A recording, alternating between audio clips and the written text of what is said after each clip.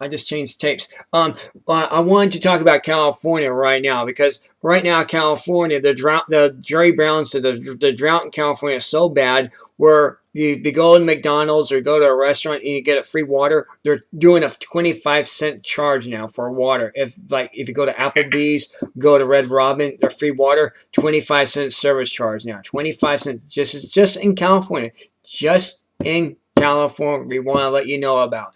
Just in California, they're doing this. So if you go to a Red Robin to get free water, 25 cents service charge for that water, believe it or not. 25 cents charge for that water and Red Robin. They're doing this to also Taco Bell, McDonald's, Wendy's, Applebee's, all restaurants, you name it. I mean, you walk into, let's say, Hoagie Yogi, it's a cafe, Hoagie Yogi Cafe. Well, you go there, you're going to get $25 charge for water. If you go to Ruby Restaurant, 25-cent service charge for water. They did that years ago in New York when we had a drought. Right. I also seen years ago, 40 years ago, when bottled water first basically started to really become popular. Macy's took New York City tap water, put it in a bottle, and sold it. Right.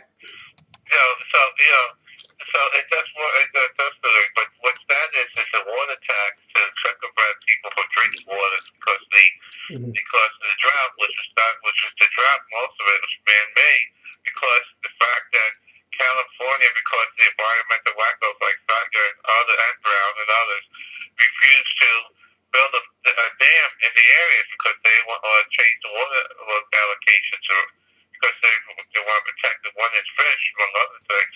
Right. The guppy. Instead of protecting the land itself and the people in the land.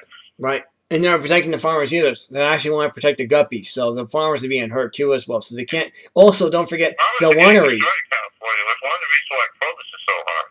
Right. Also, don't forget the wineries too down there. In Napa Valley, right. They're not going. It's cheaper to get European wines than it is to get California wines. Now it is, yeah. Now, so is Oregon, so is Washington State too as well. We got. There's wineries in Washington State as well as Oregon now, and because of this, it's hurting California big time. California winery wants to advertise, but guess what?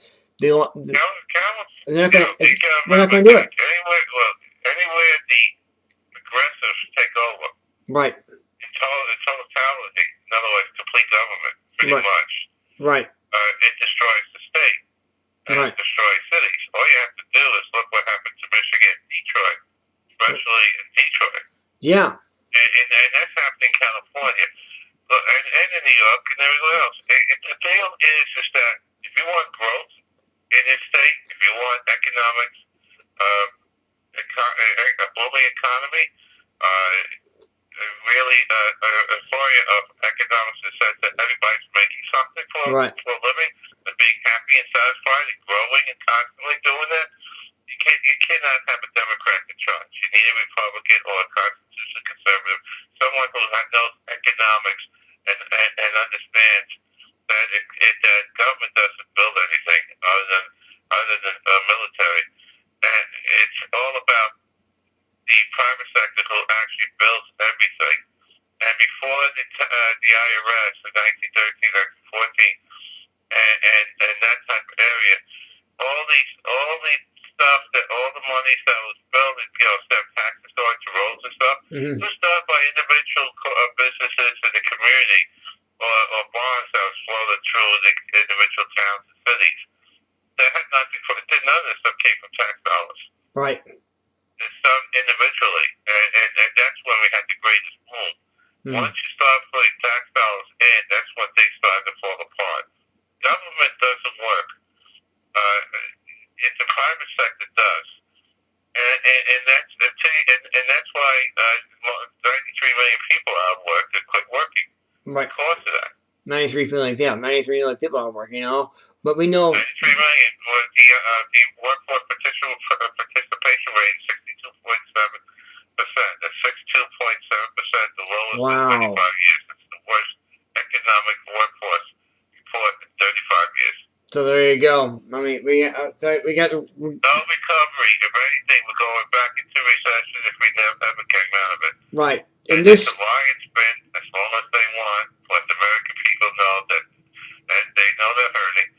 I got people talking to me that thought that, the healthcare law passed, maybe the costs will come down. The cost for people that have heart conditions or cancer, stuff like that, it's double or triple. Some of these people that had coverage before the law don't have coverage now. Some of the people that pay a small amount are paying 10 times more than they used to. These people can't afford these things. And they can't. They're hoping somebody like a Ted Cruz who's been fighting tooth and nail to get rid of Obamacare to actually become president, so we can actually do that. Yep, exactly. So take the Obamacare, throw it in a dipsy dumpster. That's what you gotta do with it. Seriously, that's where it goes to. Every single granny of it. Yep. Start fresh. Right.